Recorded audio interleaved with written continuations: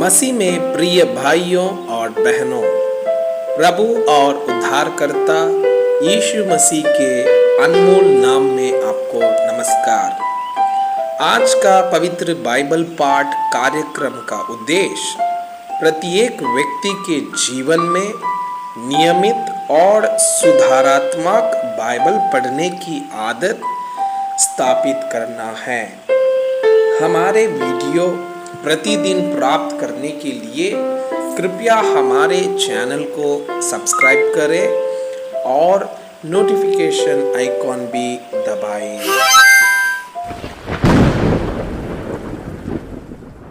आज का पवित्र बाइबल पाठ इब्रानियों के पत्री अध्याय 7।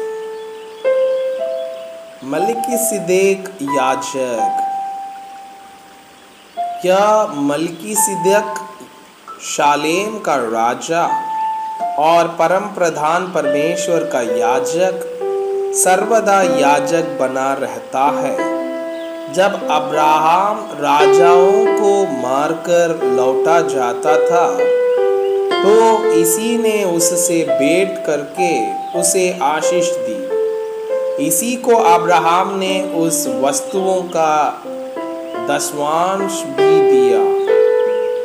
यह पहले अपने नाम के अर्थ के अनुसार धर्म का राजा और फिर शालेम अर्थात शांति का राजा है, जिसका न पिता न माता न वंशावली है, जिसके दिनों का न आदि है और न जीवन का अंत है, परंतु परमेश्वर के पुत्र के स्वरूप ठहरकर वह सदा के लिए याजक बना रहता है। अब इस पर ध्यान करो कि वो कैसा महान था, जिसको कुलपति अब्राहम ने लूट के अच्छे से अच्छे माल का दशवांश दिया। लेवी की संतान में से जो याजक का पद पाते हैं, उन्हें आज्ञा मिली है कि लोगों अर्थात अपने भाइयों से, चाहे वे अब्राहम ही की देह से क्यों न जन्मे हो, व्यवस्था के अनुसार दसवां अंश ले। पर इसमें जो उनकी वंशावली में का भी न था, अब्राहम से दसवां अंश लिया और जिसे प्रतिज्ञा मिली थी उसे आशीष दी। इसमें संदेह नहीं कि छोटा बड़े से आशीष पाता है, और यहाँ तो मरणहार मनुष्य दशवांश लेते हैं, पर वहाँ वही लेता है जिसकी गवाही दी जाती है कि वो जीवित है। तो हम यह भी कह सकते हैं कि लेवी ने भी जो दसवां अंश लेता है, अब्राहम के द्वारा दसवां अंश दिया, क्योंकि जिस समय मलिकिसिदेक ने उसके पिता से भेंट की, उस समय वो अपने पिता की देह में था। मलिकिसिदेक के सदृश दूसरा याजक। यदि लेव्य याजक पद के द्वारा सिद्धि प्राप्त हो सकती, जिसके सहारे लोगों को व्यवस्था मिली थी, तो फिर क्या आवश्यकता थी कि दूसरा याजक मलिकिसिदेक की रीति पर खड़ा हो और आरोन की रीति का न कहलाए?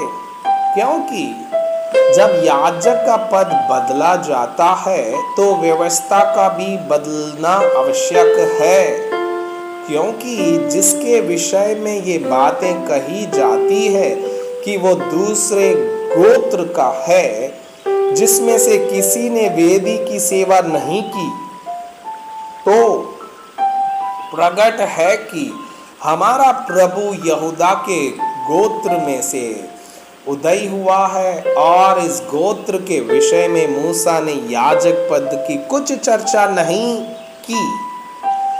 हमारा दावा और भी स्पष्टता से प्रकट हो जाता है जब मलिकिसिदेक के समान एक और याजक उत्पन्न हो जाता है, जो शारीरिक आज्ञा की व्यवस्था के अनुसार नहीं पर अविनाशी जीवन की सामर्थ्य के अनुसार नियुक्त हुआ हो, क्योंकि उसके विषय में यह गवाही दी गई है, तू मेल्कीसेदेक की रीति पर युगानुयुग याजक है। इस प्रकार पहली आज्ञा निर्बल और निष्फल होने के कारण लोप हो गई, इसलिए कि व्यवस्था ने किसी बात की सिद्धि नहीं की और उसके स्थान पर एक ऐसी उत्तम आशा रखी गई है जिसके द्वारा हम परमेश्वर के समीप जा सकते हैं।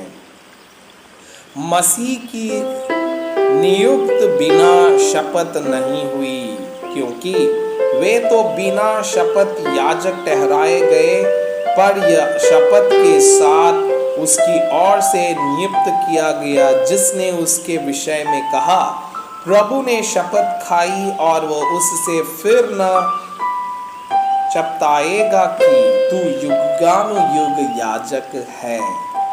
इस प्रकार यीशु एक उत्तम वाचा ठहरा। वे तो बहुत बड़ी संख्या में याजक बनते आए। इसका कारण यह था कि मृत्यु उन्हें रहने नहीं देती थी, पर यह युगानुयुग रहता है, इस कारण उसका याजक पद अटल है। इसीलिए जो उसके द्वारा परमेश्वर के पास आते हैं वो उनका पूरा पूरा उद्धार कर सकता है, क्योंकि वो उनके लिए विनती करने को सर्वदा जीवित है।